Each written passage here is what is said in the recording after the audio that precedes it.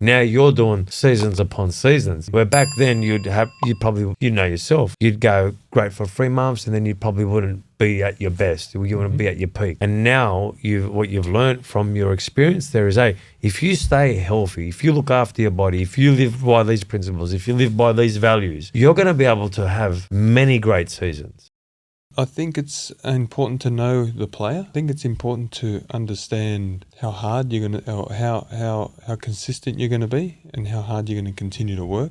I think it might sound good, a contract multiple years, it's locked in. Where you're going to take your career. And going back to it, teach these guys to know themselves, know what's important to you, know what you want to do. Some players can say, mate, I need a shorter contract, because I've found in the past, if I've signed long term, I can get a little bit complacent. So you can sign for $1.2 million. You're expected to win the big games. You're expected to be on. You're expected to stay longer. You're expected to get there earlier. You're expected to talk to the sponsors, present yourself well, stay out of controversy, That takes me to this next question. Your mental toughness. Imagine you had the fitness you had now. Mm-hmm. So your mental toughness, you could block everything out, even when you're playing. Yeah. Well, when I look back and how I feel now compared to then, I did block it out. I did the things. What I'm doing, going back again, is the mentality I used, maybe to block out the wrong things, cigarettes in that case. I'm using them now. That same mental toughness, I'm building it for the good things that enhance me. If that makes sense. 100%, it makes sense to me, because even when I was young, I used to do things great in block, but I couldn't do seasons. Mm-hmm.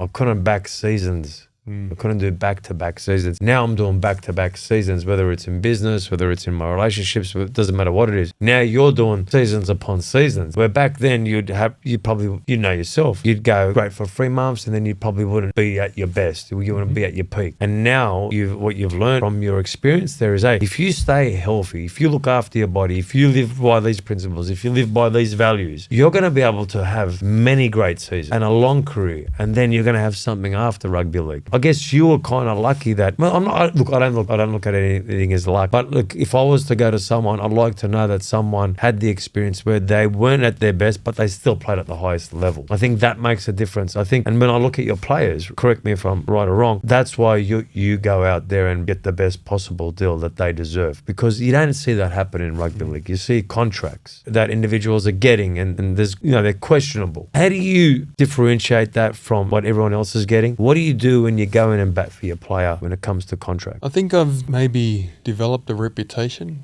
where I'm very transparent. I'm honest. I know football. I know the players. I push for their real genuine worth, their value. I don't need to do a favour for anyone. I don't expect favours back as far as clubs. And I'm not too sure, if other agents do that or not, but that's just me. I call it a spade. I call a spade a spade. We need to firstly prioritise. I need to know where a player fits in your pecking order.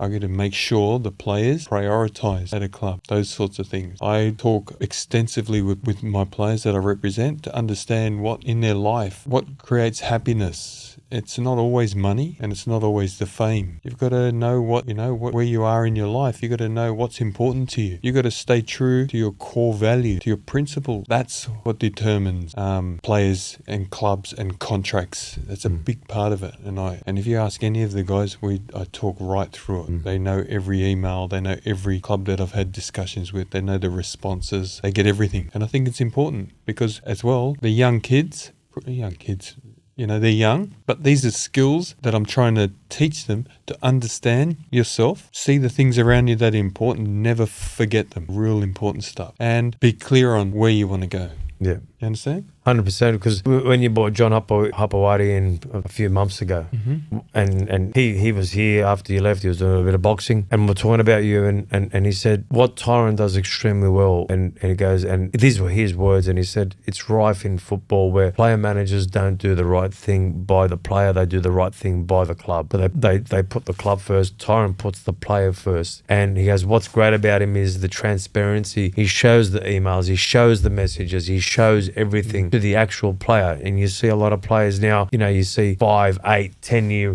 contract. When you look at a contract like that, if it was one of your players, what would you be looking for your player on a contract like that? Because it looks like it's very lucrative, looks like it's in favor for the player. But what would you look for in a contract that is, 10 years? And for a lot of people, it looks like, wow, this guy's got a lot of money. But is it always like that? I haven't done any 10-year contracts myself, but I think it's important to know the player. I think it's important to understand how consistent you're going to be and how hard you're going to continue to work. I think, it might sound good, a contract multiple years locked in, but where you're going to take your career, all that real fulfillment, okay, the year contract, you've got security, financial security, and secure for your family or yourself. But the things that really make you tick is continue to strive in that place, in this club. Is that going to be the best place? Are they always going to prioritize you to help develop you and put players around you that are going to benefit you? And sometimes you can go through a club when everything's going good, as an example, but some personnel change, the coach might change, and then where do they see you? So you've got to factor that into, and you've got to know. And going back to it, I teach these guys to know themselves, know what's important to you, know what you want to do. Some players can say, mate, I need a shorter contract, because I've found in the past, if I've signed long term, I can get a little bit complacent.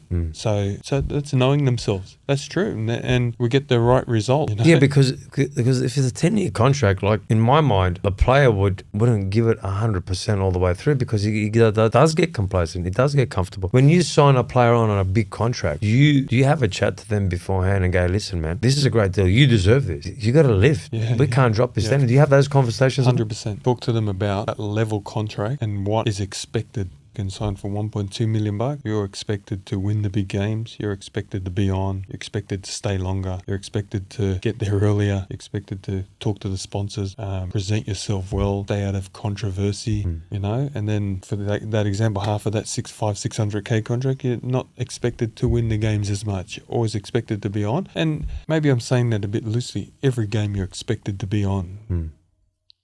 But those different tiers create more pressure and more expectation. So a guy on $1.2 million and a guy on $100,000, there's different pressure and expectations. They're expendable a bit. These guys aren't, because you're banked on it.